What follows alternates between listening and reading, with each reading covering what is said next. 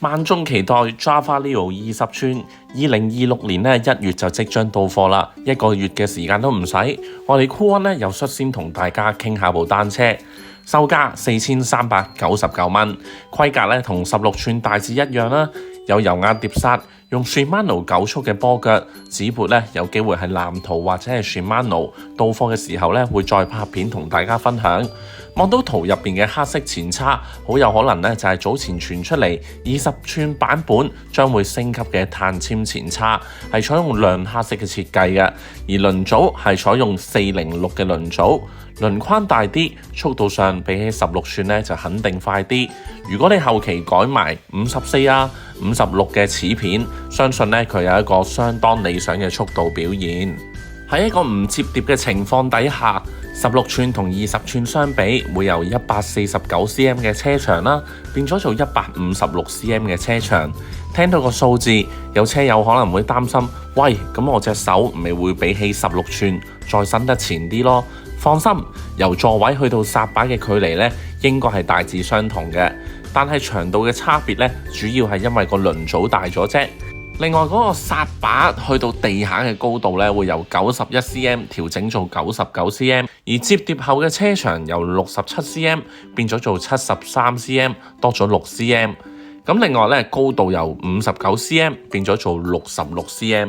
而外胎方面就係用 Kenda 20寸乘以1.5寸嘅有紋外胎。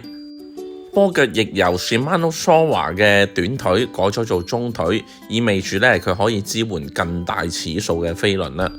另外，經我哋酷溫幣購買 Java Leo 20寸我哋送你充電式嘅前燈、充電式嘅尾燈、隱藏式嘅鈴鈴，最後最正嘅梗係包埋全港嘅送貨服務啦。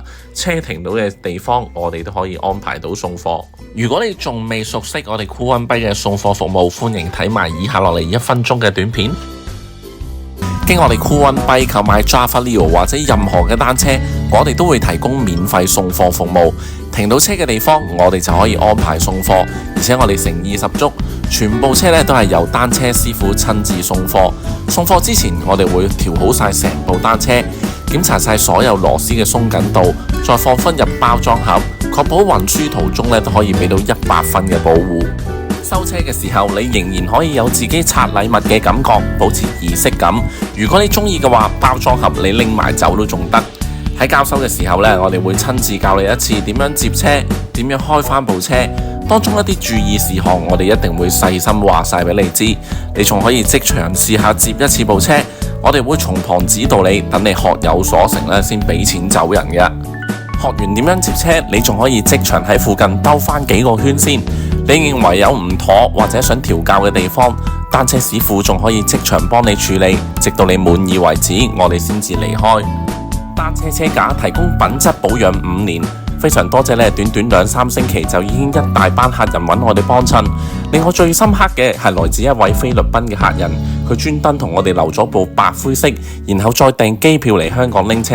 我哋貼心嘅免費送貨服務當然送埋去酒店門口啦。